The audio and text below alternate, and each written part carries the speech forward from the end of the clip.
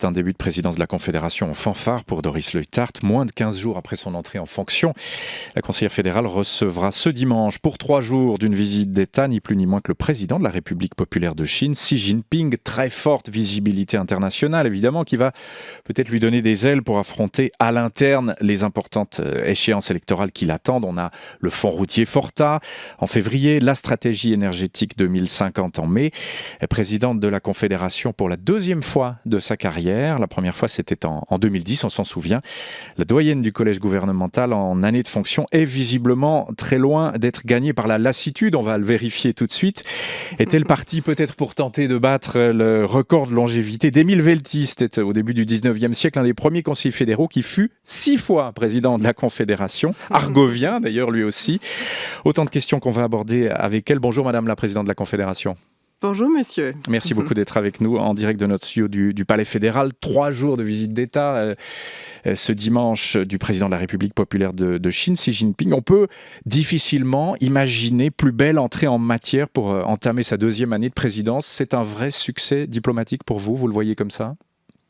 Je pense, oui, la Suisse peut vraiment être fière que Xi Jinping se rend en Suisse, et seulement en Suisse, pour cette visite d'État et aussi pour le VEF. Et je pense qu'on va aussi écouter un discours assez important de la Chine vers la planète, notamment dans une situation où on a un nouveau président américain et quelques tensions aussi avec la Russie. Ça sera assez intéressant aussi au niveau politique international. Vous avez parlé du WEF, le forum de Davos.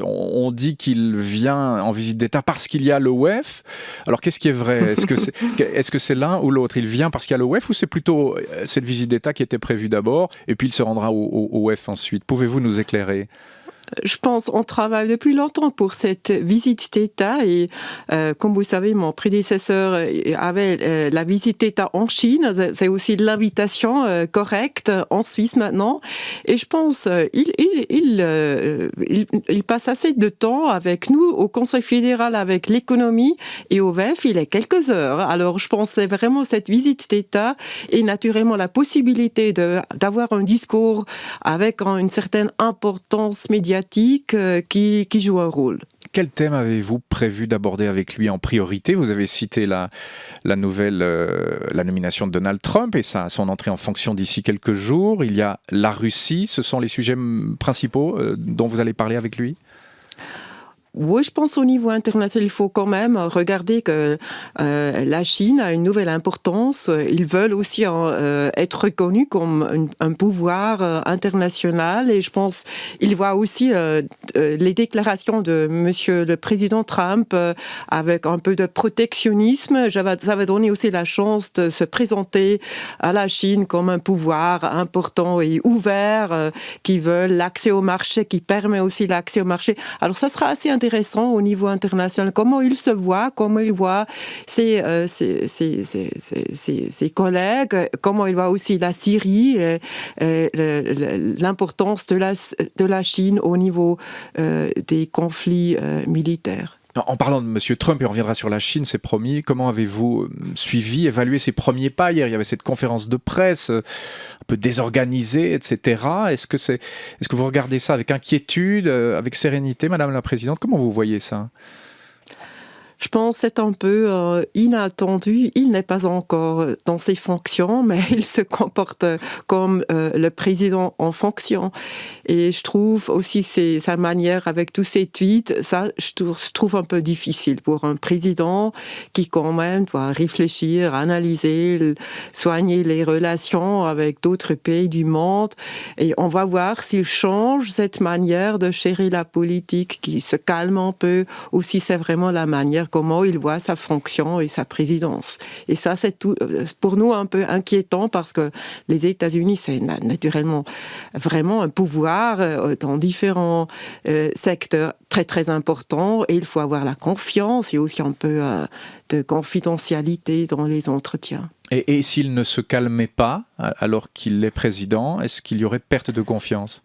Je pense on va alors voir assez perte de confiance, peut-être toutes ces incertitudes sont pas bons non plus pour l'économie, sont pas bons pour tous ces conflits internationaux où les États-Unis jouent un rôle de modérateur et parfois aussi un rôle parce qu'ils interviennent avec les forces militaires. Alors là, il faut vraiment bien regarder et peut-être aussi parler avec lui que c'est très important le rôle international aussi des États-Unis. Vous allez parler avec lui, vous allez avoir un contact direct dès son investiture? Vous savez, c'est toujours très difficile pour la Suisse d'avoir des contacts ou des entretiens, mais naturellement, nos services sont en contact. On va faire le mieux, qu'on peut assez vite avoir des contacts avec toute l'administration nouvelle à Washington. Alors, on revient à la Chine et à cette visite d'État dimanche de Xi Jinping. Évidemment, et on le commentait déjà hier, on a en mémoire les événements et le précédent de 1999 où quelques Tibétains avaient manifesté, ce qui avait évidemment choqué le président de l'époque. Aucun risque que ça ne se reproduise cette fois, Doris Leuthard? Naturellement, on a fait le mieux avec les autorités cantonales, les autorités de la ville de Berne, aussi de Lausanne et de Genève, parce qu'il faut quand même, en Suisse, accepter la liberté de s'exprimer, aussi les démonstrations, c'est permis.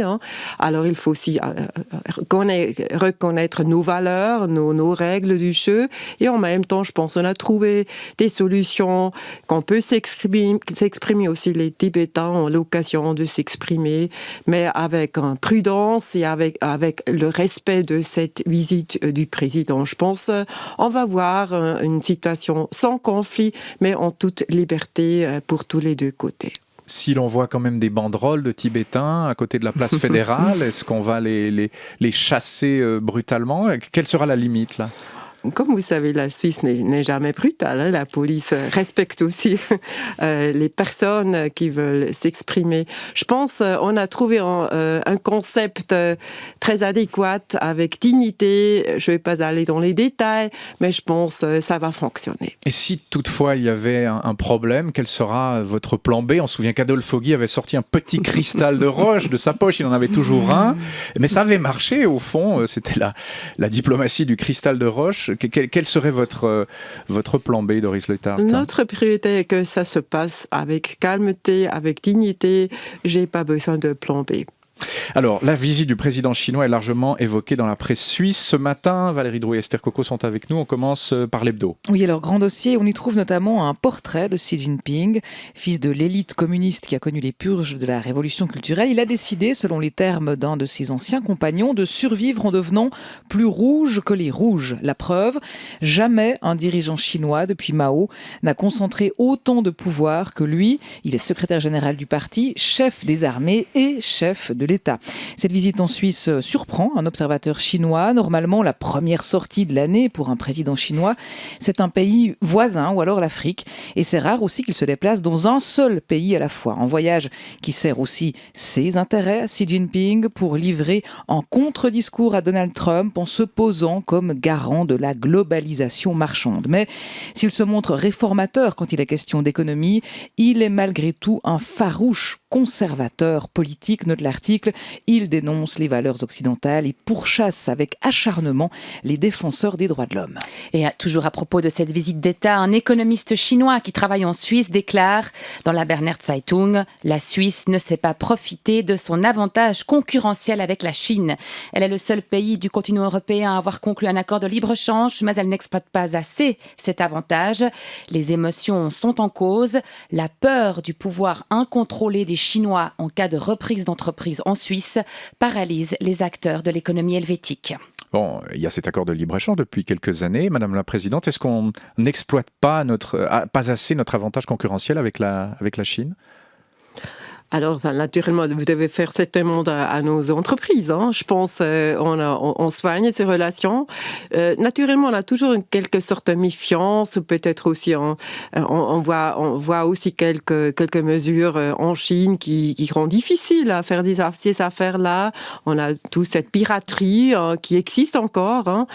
C'est pas non plus facile pour notre économie. Mais je pense on avance. On va aussi avoir une rencontre avec quelques chefs d'entreprise, avec Monsieur le Président Xi Jinping. Alors, je pense ça s'améliore et on continue aussi à encourager nos entreprises de faire ces affaires parce que ça renforce notre place économique en Suisse et ça renforce aussi les places de travail chez nous. Oui, tout ne se passe pas de manière évidente avec la Chine. Les lois ne sont pas les mêmes, la culture non plus. Puis on le disait dans cet article, ils pourchassent avec acharnement les défenseurs des droits de l'homme. C'est toujours un problème, c'est toujours une pierre d'achoppement qu'on doit manier avec beaucoup de finesse. On sait qu'on ne doit pas faire perdre la face à un interlocuteur chinois. Est-ce que ce thème-là, les droits de l'homme, vous avez prévu de l'aborder avec lui ? Naturellement, il faut, et je pense c'est aussi respecter parce qu'ils savent très bien qu'on n'est pas content avec la manière comment ils respectent les droits de l'homme aussi, par exemple les droits des journalistes. Oui.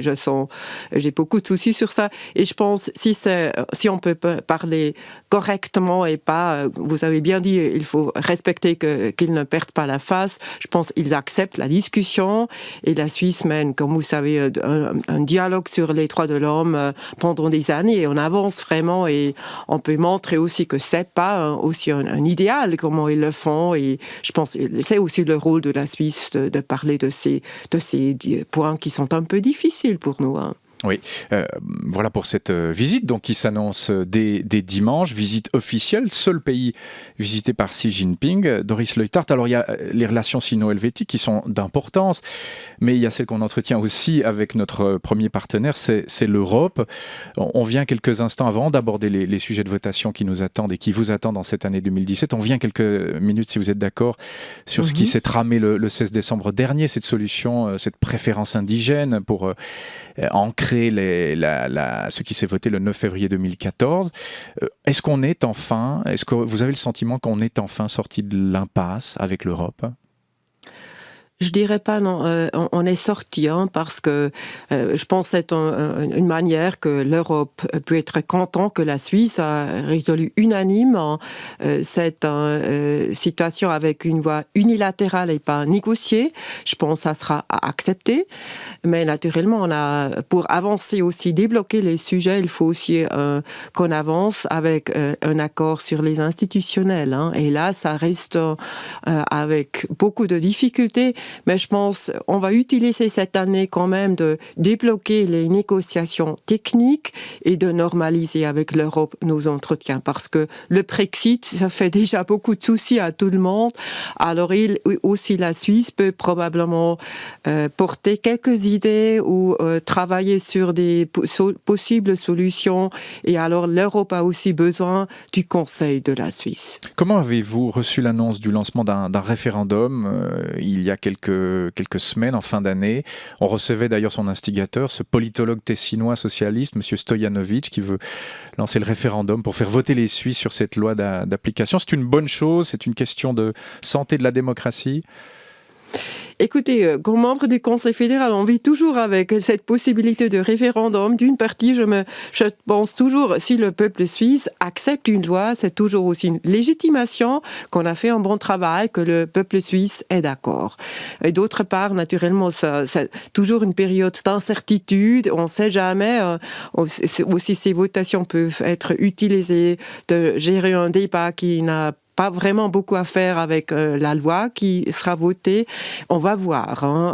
Mais pour les relations avec l'Europe, j'aimerais avoir une certaine certitude, une certaine normalité, qu'on peut vraiment avancer les discussions. Et ça pourrait être de nature à les retarder, à peut-être nous faire perdre les 3 ans qu'on a passés. Ça fait retarder toutes les discussions parce que l'Europe va dire mais attend maintenant le résultat d'un référendum et nous on dit oui, il faut attendre, on peut pas parler, mais on a toujours ces incertitudes. Et ce qui fait du mal, c'est ces incertitudes. C'est ni bon pour la politique, c'est ni bon pour la population, ni pour l'économie. Alors, il y a eu un autre scrutin qui se profile et qui vous concerne très directement. C'est le président de l'UDC, Albert Rochety, qui l'affirme ce matin dans le Blick. Esther Coco, le peuple votera sur le tournant énergétique, la stratégie énergétique 2050 en mai prochain. Oui, il y a référendum. Nous avons clairement récolté plus de 60 000 signatures, déclare Albert Rochety, qui se félicite de permettre au peuple de se prononcer sur une question aussi importante. Formellement, la vérification des signatures dans les communes est encore en cours, mais selon Albert Rochety, si elles font leur travail dans les temps, le délai référendaire sera respecté.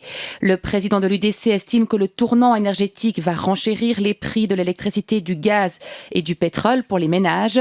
Il ne défend pas la construction de nouvelles centrales nucléaires, mais il déclare « Nous ne devons pas décider maintenant à quoi ressemblera notre paysage énergétique dans 35 ans. Nous pouvons laisser le marché agir et ainsi les systèmes énergétiques les plus efficaces pourront s'imposer. » Alors, le référendum a abouti. Ce n'est pas une surprise pour vous, j'imagine, Doris Leuthard? Non, je me réjouis même de ce débat parce que je pense on a déjà regardé maintenant comme c'est difficile à récolter ces signatures. Hein. Ça montre quand même dans la population, on connaît cette stratégie énergétique, on l'accepte. Et voilà, si l'UDC aimerait se battre avec moi et les milieux qui sont pour ce changement de politique énergétique, je suis prête à le faire. Vous dites l'UDC se battre avec moi, ça veut dire que vous personnalisez à fond cette question de la stratégie énergétique 2050? C'est une question très personnelle, vous allez le prendre comme ça? Non, mais naturellement, je sais aussi, je suis un peu la tête de cette politique, c'est dans ma responsabilité. Et je pense, ça me tient aussi au cœur parce que je pense que c'est vraiment bon pour la Suisse. Et ne pas accepter cette politique veut dire il faut avoir une alternative. Et jusqu'aujourd'hui, je ne vois aucune alternative. Monsieur Rochety maintenant dit même il ne faut pas avoir une alternative pour les 35 années qui viennent. Alors moi, je trouve ça un peu difficile. Hein. Et c'est pour ça que je me réjouis de ce débat parce que si on est contre un projet, il faut avoir une alternative. On ne peut pas faire la politique avec dire non, je suis toujours contre une réforme. Il faut aussi résoudre les problèmes qui existent. Alors, autre votation, ce sera Forta, 12 février prochain, ce fonds pour les routes nationales et le trafic d'agglomération. Il y a même des gens de gauche et certains verts qui sont favorables maintenant. Ce sera, sans jeu de mots, une autoroute pour vous. Ça va passer comme ça. Il n'y a aucun doute? Je pense qu'il y a toujours une discussion parce que le point probablement qui sera encore discuté parce qu'il faut aussi augmenter le prix du pétrole à 4 centimes. Hein, et ça j'accepte aussi, c'est pas pour tous les ménages une chose qu'on se réjouit. Hein, mais je pense que tout le projet dans son ensemble est équilibré. Il faut des investissements dans nos routes nationales, les villes, les agglomérations. Il faut aussi il faut le soutien de la Confédération pour ces projets d'agglo. Et je pense que le projet est vraiment équilibré. On sait la mobilité augmente et avec le fonds, on a le même traitement rail et route. Je pense que c'est aussi important pour la mobilité de l'avenir. On a utilisé ce mot de la part de ceux qui sont contre Forta, ça créera un désert de béton, ce fonds routier qui va donner naissance à une infrastructure totalement inadaptée et peut-être passéiste, finançant quand même beaucoup la voiture qui est un mode de circulation, un mode de transport du passé, un désert de béton. Qu'est-ce que vous répondez à ça? On investit beaucoup plus au rail que pour la route, hein, premièrement. Deuxièmement, aussi la mobilité intelligente avec toutes ces voitures smart qui arrivent. Hein, c'est sur la route et pas sur le rail. Hein. Alors il faut quand même l'infrastructure à disposition, même si la mobilité de l'avenir sera différente, même si on a beaucoup plus de voitures électriques. Et je pense on fait vraiment des investissements là où c'est nécessaire et on a beaucoup de coulées d'étranglement, on a des bouchons, ça coûte cher, ça coûte aussi pour l'environnement et c'est pour cela que je vois aussi les exécutifs de la gauche qui sont pour Forta. 12 février prochain, nous votons sur ce sujet. Dernière question, dernière minute sur votre longévité. Vous êtes la doyenne du gouvernement. Je parlais d'Émile Velti, on a vérifié, c'était au début du 19e siècle, qui était 6 fois président de la Confédération. Alors, les rotations étaient beaucoup plus rapides, c'était tous les 3 ans. Ça peut être un objectif pour vous, 6 présidences? Je pense, je vais pas ennuyer la population suisse. Hein. Je vais me retirer à voir cette période. Hein. Mais pour le moment, oui, je suis pleine d'énergie. Je pense qu'on a un collège qui fonctionne bien. Si je peux contribuer à le bien-être de la Suisse, je le fais avec plaisir. Mais le moment va venir que je me retiens de la politique. Va venir, ça veut dire que sans nous dévoiler la date, vous l'avez décidé en votre fort intérieur? Non, pas encore, parce que je pense qu'il faut toujours regarder comment ça marche avec les dossiers qu'on doit défendre. Il faut aussi regarder un peu avec le collège, avec le parti. Et je trouve toujours aussi au sein du collège, il faudrait regarder que pas tout le monde se retire au même moment, parce que là aussi, pour la continuité du savoir, de gérer le gouvernement, ça fait du bien qu'on a de temps en temps des changements. Vous pourriez être tenté de vous retirer à la fin de cette année de présidence. Ce serait cohérent, vous vous retirez au début de l'année prochaine? Je vais pas parler de mon avenir parce que je le connais pas non plus moi-même. Et je vais décider vraiment moi-même. Parfois, vos amis démocrates chrétiens vous rappellent votre longévité, comme ça, avec quelques sous-entendus. Ça vous ennuie?